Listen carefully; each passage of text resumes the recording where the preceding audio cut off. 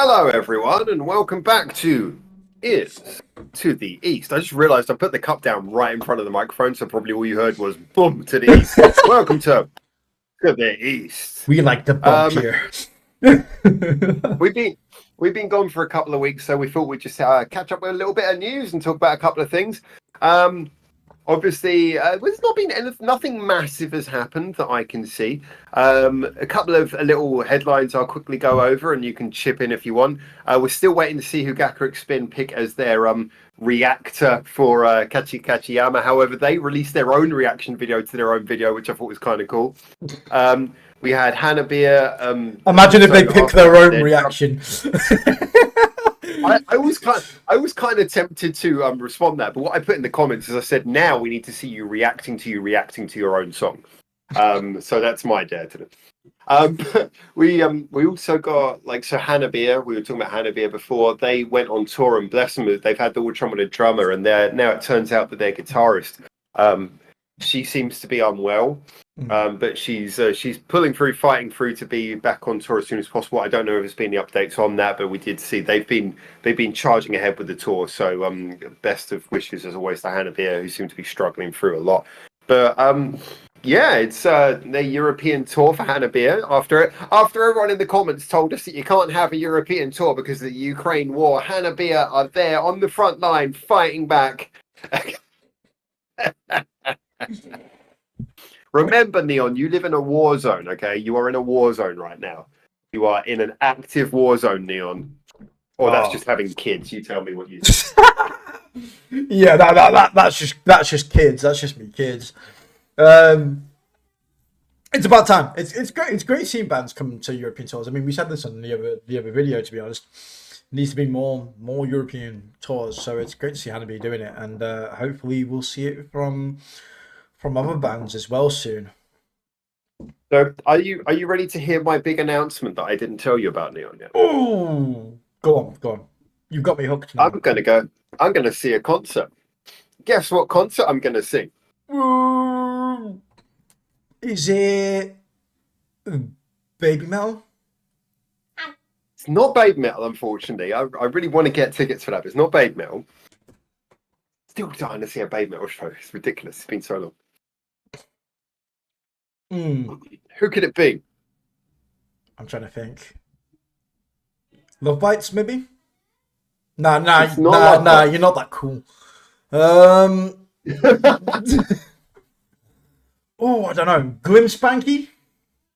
Glim Spanky are awesome. By the way, I saw you reviewed one of their coolest, funkiest songs. I haven't seen your reaction video yet, but I saw that you posted that last night when I was posting. To be fair, I really, really liked it. I was a little bit. I was a little bit apprehensive actually doing that video, just because I haven't really had much experience with Glim Spanky, but obviously everybody in my Discord, obviously are in your Discord as well, and vice versa, and they all associate Glim Spanky with you because you've done a shit ton of videos on them.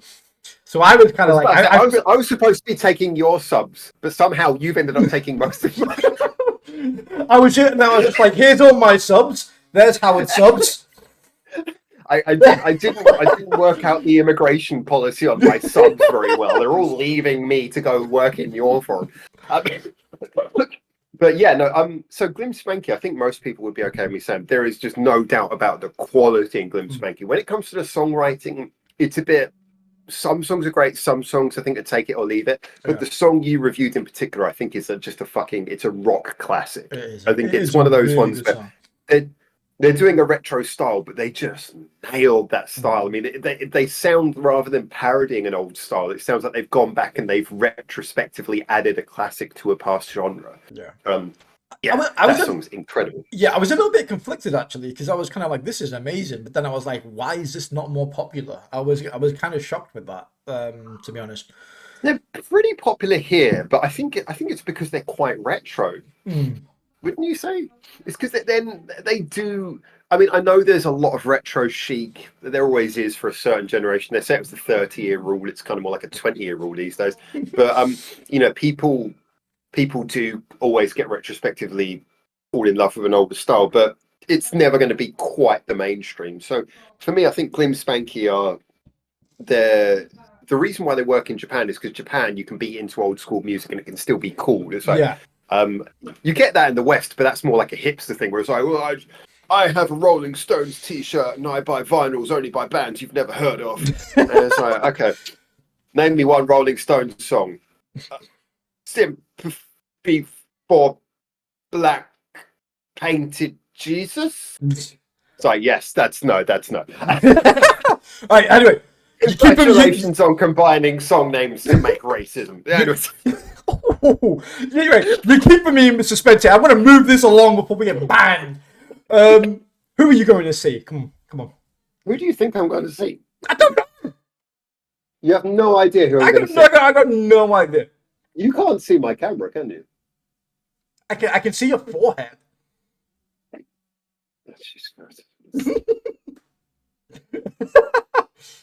Oh, bloody hell. Oh! You're going to see the Ribbon Band.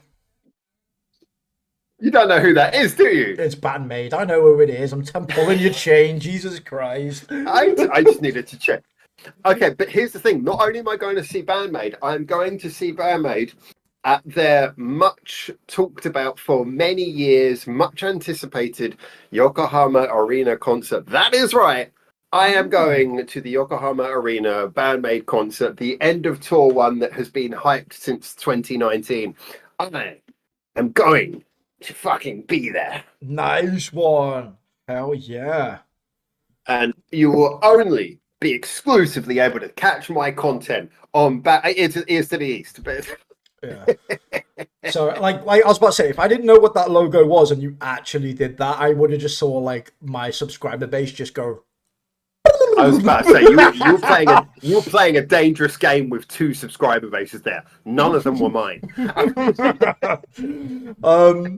Yeah, man, that's absolutely amazing. That's absolutely amazing. The way you bigged that up as well. I was gonna have they been to Budokan yet?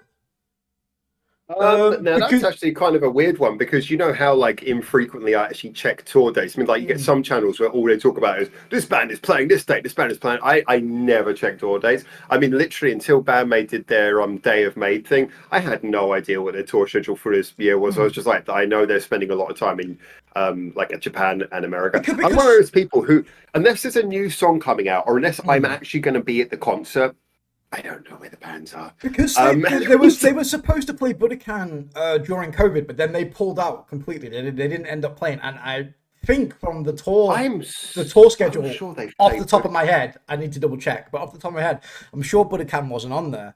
So that's an interesting one. I am so sure they've played Budokan, but I can't help but think that the reason I'm so sure is because of the fact that it's been talked about so much. But I don't remember ever seeing any footage from them playing Budokan. So it feels like in my head, it feels like it's happened. But in reality, there's like I don't think it's happened. So I'm going to type in Band-Maid Budokan and see what comes up. It just feels like I couldn't believe. I mean, if you consider, if you walk past the Budokan, you'll see outside, like there will always be a banner for whoever's playing there right then.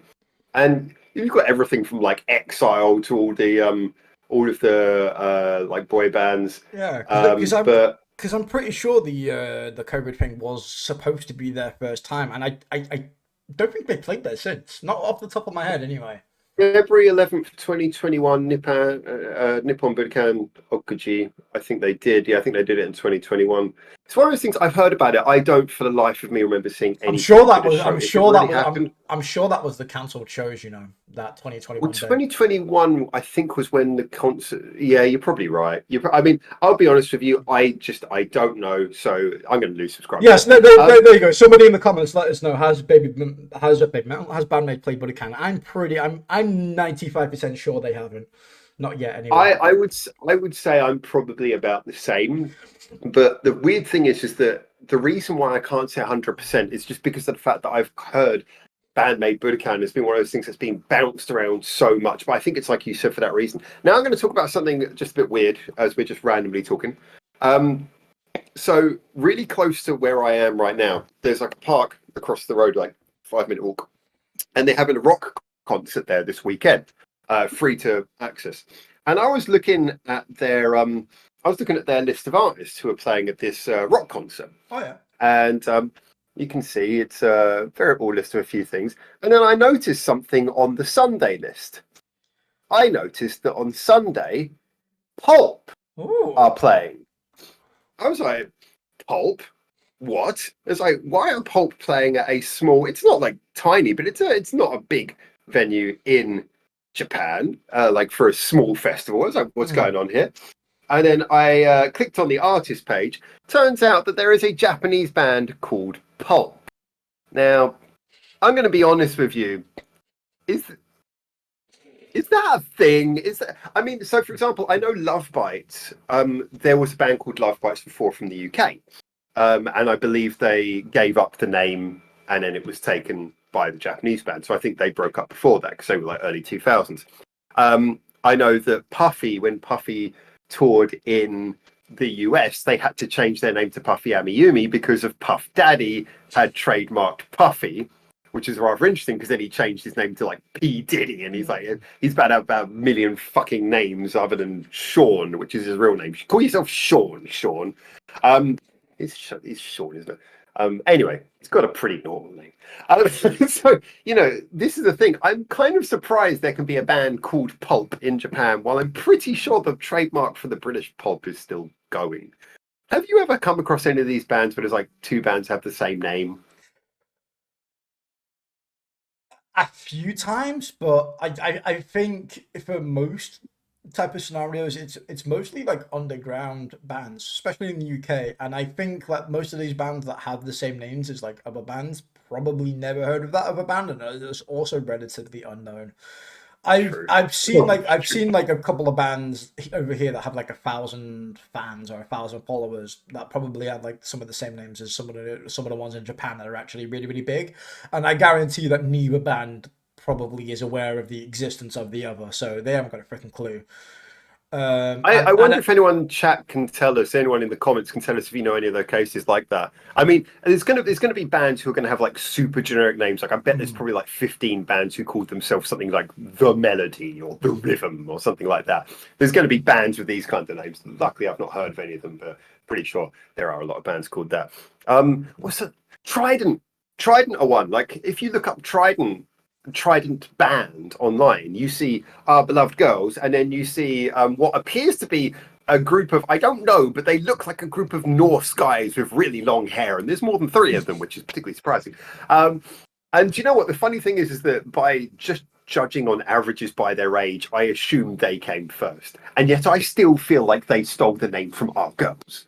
So yeah, the Prodigy as well. The Prodigy is another one. There's a band called there's a band called Prodigy, and there's another one called The Prodigy. So yeah, that's not fun. So it can be, yeah. That's not fun. There's so many. More than I can probably think like of totally right different styles. It's like, oh, I'm going to buy a new Prodigy CDs out. I'm going to come buy it and go rave, and it turns out to be like an acoustic album or something. It's like, oh, they really fucking changed. I know, right?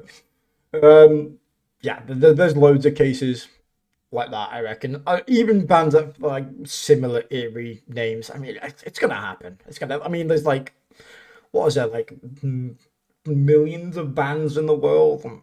It's gonna. Well, this is the thing, isn't it? I think a lot of people don't realize how many bands there are with trademark names or whatever. Just how many bands there are with music out there. Like, for example, like the band Gambit. That you can imagine that name's already been used, but I went onto the Ticket website to see if they had any upcoming tours, and so I went to the gig I'd seen them at. I went to the page for that on Ticket, which is like a Japanese ticket website, unsurprisingly. And so you can imagine you've got the venue thing is a hyperlink, so you click on it, it shows you anything for that venue, and then you've got all the people who played at the show. You click on their name and it takes you to any of their shows. So I clicked on Gambit's name and it takes me to some random male solo singer who apparently goes by the name Gambit, and for some reason they've crossed links on the Ticket website. So even on this website, they don't have like just one artist called Gambit. But I think people don't realize how many artists there are out there. I mean, I did a video about how hard it is to actually make money from music, and yet at the same time how easy it is, so long as you don't associate fame with money, so long as you look to make it a business but accept that fame is probably not going to be the approach. And one thing I tried to get across that I don't think I probably got across in that video was just how many artists there are.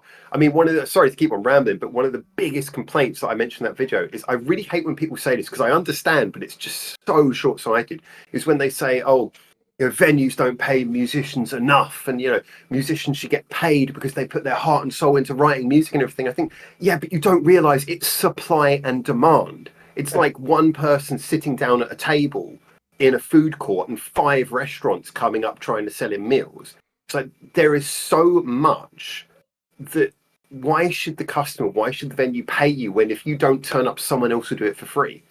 And that's the problem with music, is there are so many artists, and it's not the artist's fault, but that's the world you're walking into if you want to become an artist. But the name thing is an interesting byproduct of that. Sorry, I went onto a whole fucking tangent. I was just like, anyway, yeah, you were just sitting there listening to that shit like, I'm just sat here not saying a word, just like how would you go off on one. And now the neon hour. Yeah, it's all interesting stuff though, to be fair. Like, yeah, when you think of it like that, like the possibilities are endless.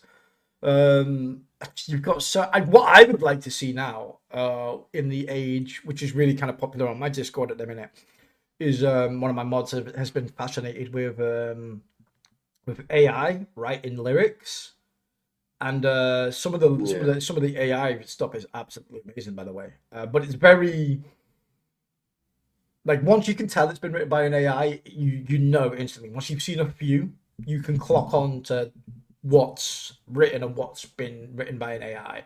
So it's not like completely fluent yet. But what would be interesting for me is as we are getting into that age where that's a thing now, or how many people's songs are gonna have that incorporated. I did a video about AI recently on my channel, as you know, and one of the subjects I came up with there is, I think it's a lot like the whole thing with office work and homework, which is that I think we don't know and probably won't have privy access to the fact that there's probably a lot of music right now that's already written by AI that we don't know about. Where, you know, it could just be an artist who wants a helping hand on a piece of lyric or something like that. I think there's a lot of AI written music that we will never know about because no one knows except for the artist. And that's nothing against the artist. This is something which is often taken as an offense, but it's no different from there are artists who use rhyme dictionaries. Is that really different? You know, I mean, you could say that the artificial intelligence means that the AI wants to lead you towards allowing it to do more by being more intuitive.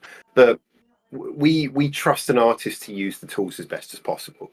But I think there's people are not stupid. It's not like everyone's waiting at the starting line being told, hey, the technology's ready to use now.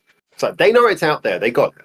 And there's plenty of artists who are at least using it for a helping hand. It's like they just don't know how to finish a line or something, and they just run it through ChatGPT or some equivalent. And there are AI music generators. We talked about this before. There's those. I really hate this, but I know some people like it. But it's just a personal thing. There are things where you do music creation, and there's a thing where you press the individual notes, and then it makes the chord patterns. I'm like, well, you're not writing the song. Well, yeah, that's been around for ages. Yeah, that's AI writing. That's you're not writing the song. The AI is writing. One of the best stories I always remember actually is from you know the band System of a Down, don't you? Of course. You've heard Chop Suey, Wake Up. And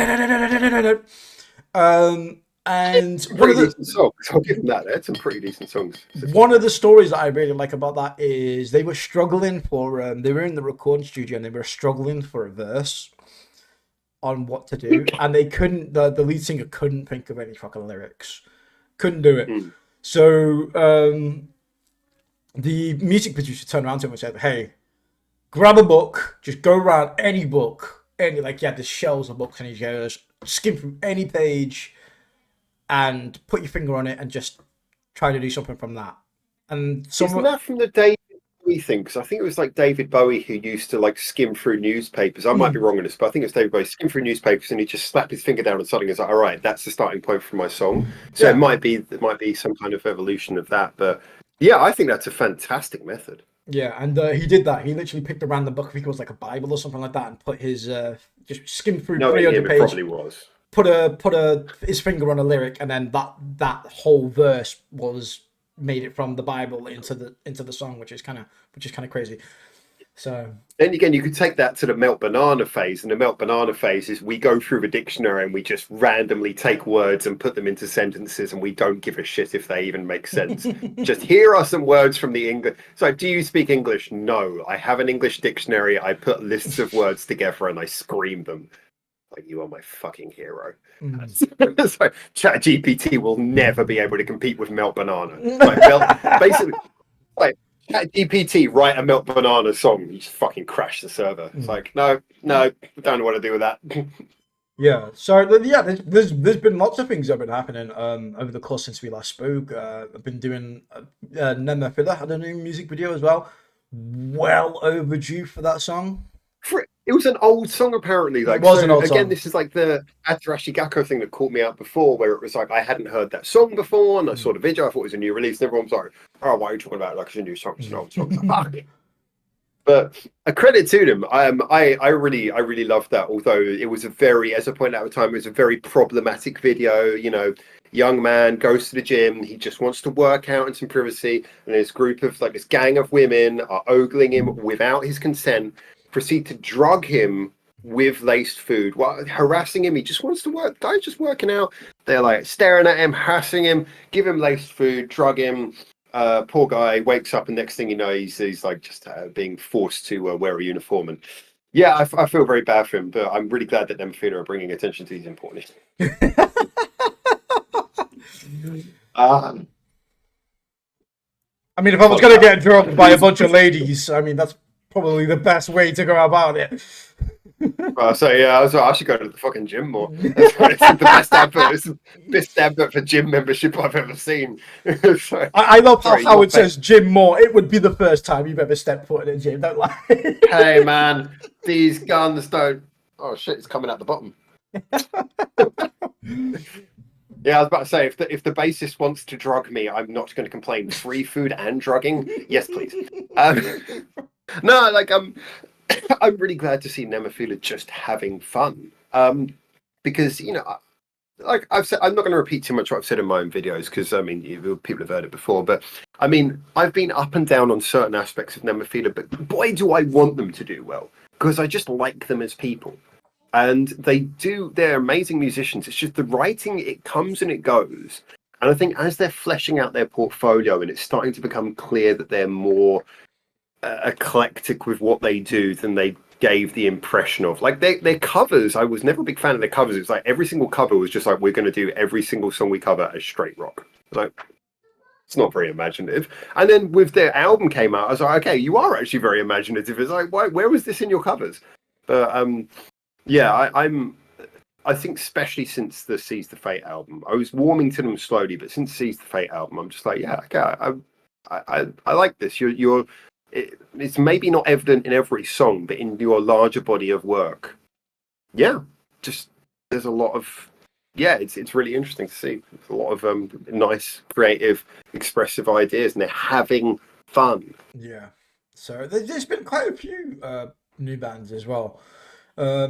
My Discord's been really good because we've been doing like some new bands with like barely 1,000 subscribers, but some of the music that is coming out is incredible. Want to drop any names? Not any I can think of off the top of my head. You know what it's like. I do like 1,000 artists a week, and this is like from one of your streams. I'm guessing. Yeah. Okay. So like sometimes the names of bands slip my head, especially if I don't do them multiple times. There's like 50 million bands racking in there, you know.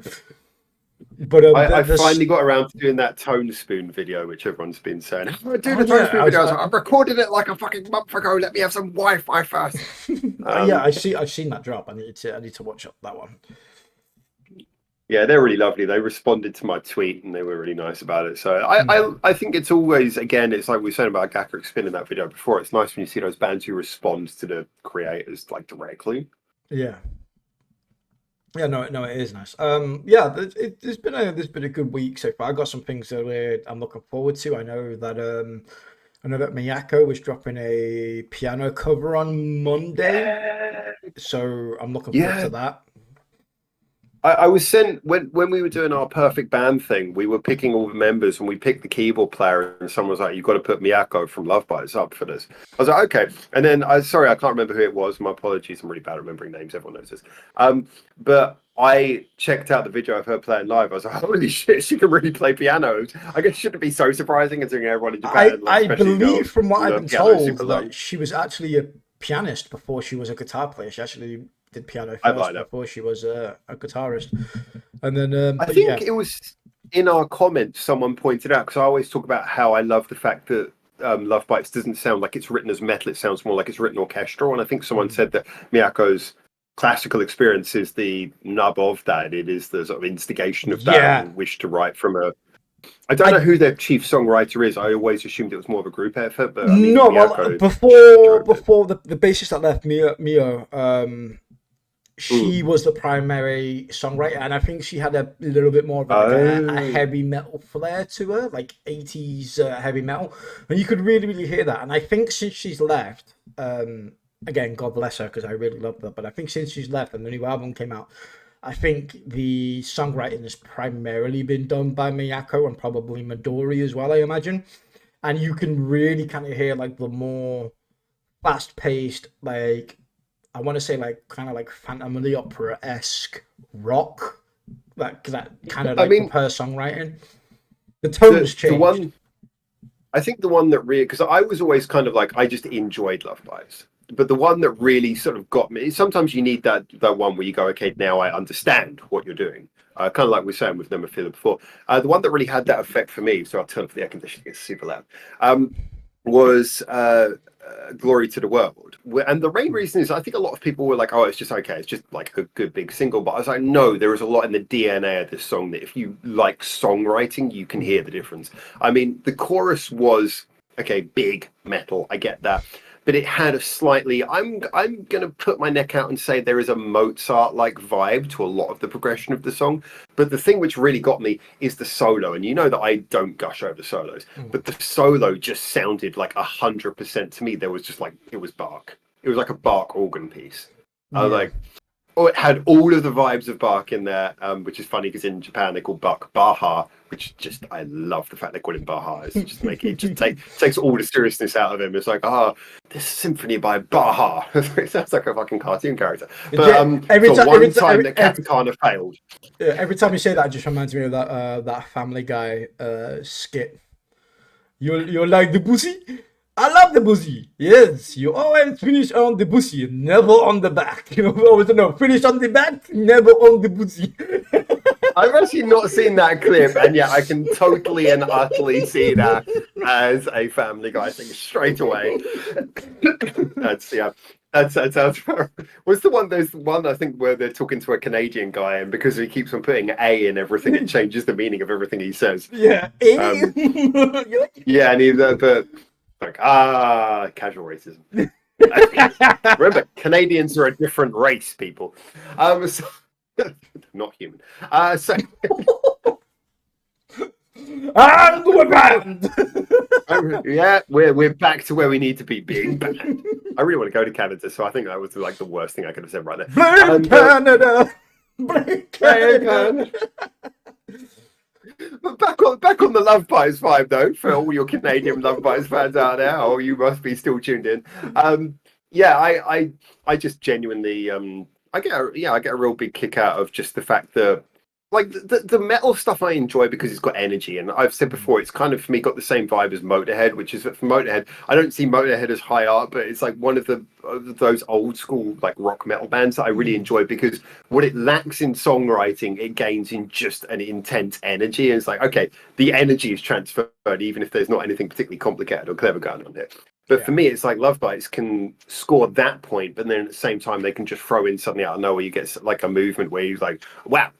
That's got like a classical vibe where it's really building up and swelling a sort of an emotion, a feeling, a grandeur to it, which is of course supported brilliantly by having, when you have like really good vocals, that's what you get. You get like power at the front. So yeah. Going credit where it's due. Yeah, going from like metal and rock and stuff like that. Well, obviously you'll be a little bit more in the know than I would be at the minute. But what's been happening on like the more like the J-pop soft rock scene? Is there anything that's been happening the last 3 weeks that we may have missed? It's been a little bit of a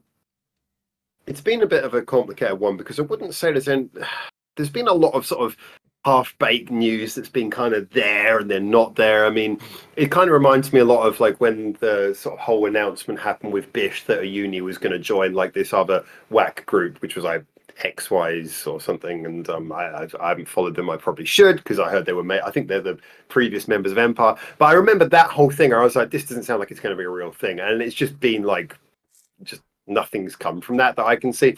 And I just feel like there's a lot of this kind of thing going on. Like, so Silent Siren had their is it connected to Silent Siren, is it not, for her girl band thing appeared, but like that kind of appeared with a bit of a whimper, and there was like a Hulu documentary, and so okay, I got nothing against this, but I kind of feel like this is just like some dodgy marketing thing that I don't get what you want me to find here. So what is going on? Where is this going?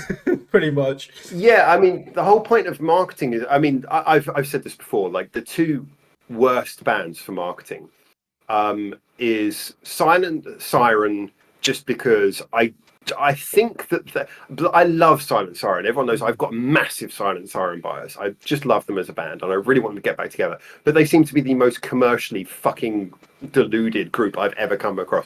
So everything they do is like, you thought that was going to make money? And it's like...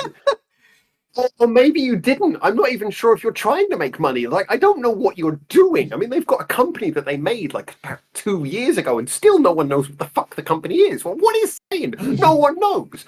And then to make that worse, and then got this app. Everyone's got the app, and they're like, we don't know what the app does. You're posting things, and we don't know what the fucking app is. And then the other group is Scandal, who I think basically Scandal should be lucky that they have such good chemistry and music, because whoever's doing their commercial side hates them. It's like, let's make sure that no one's heard of this band. I've said this before. You ask most Japanese people when you say to them, oh yeah, heard about Scandal's new album. They're like, Scandal is still a band? They're like, most people in Japan, even people who are into music, are not aware that Scandal still exists.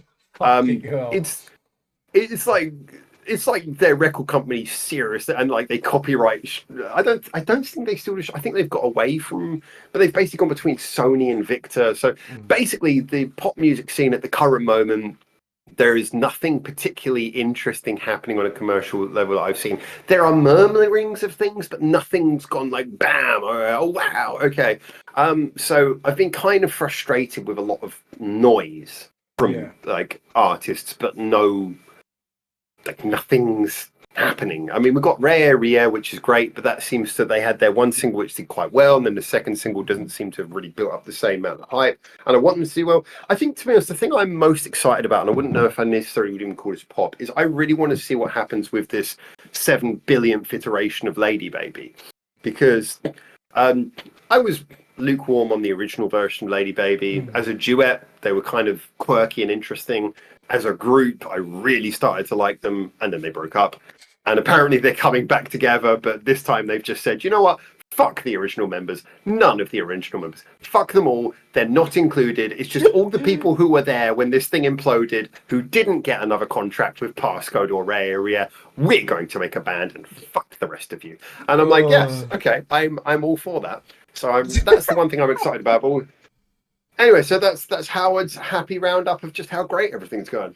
Yeah, believe it. Comment and shit. Yeah, comment and shit. I think that's pretty good. I mean, we're about 33 minutes in. I think that's a good little roundup chat thing. I think I've got to go anyway now, actually. Well, there you go. So yeah, let us know down below in the comments as well. If you're watching this video, this is just a little bit of a roundup chat thing. But if there's any subjects you guys want us to talk about, especially on the channel, or maybe even just chatting some bullshit as we usually do, then don't forget to leave comments down below as well. Let us know what you'd like to talk to us about. If there's any bands that we've not touched upon that you'd like us to touch upon, give us our opinions, or maybe we'll do a little bit of work and a little bit of backlog, all that kind of crap. Just let us know. Or type the name of whatever artist you're most excited for, and then slam your head against the keyboard repeatedly and see what comes out. P.S. We're not responsible for any injuries caused. Let your frustration out that way in our comments section with random keyboard smashing, and Then smash that like. Oh, see what I did there? That was like it took me a few seconds, but that was the perfect segue. Oh my god, I think it's time to go. All right, yeah, okay, we're going now. Like, Jesus Christ, our professionalism just gone out the window. Until next time, keep your ears to the east. I need some pom-poms. I need some. I'm going to save you the bother. You probably don't. So, I don't know. I reckon I do. Let me know in the comments down below. Should Howard get some pom-poms? Till next time. Pom-poms for neons.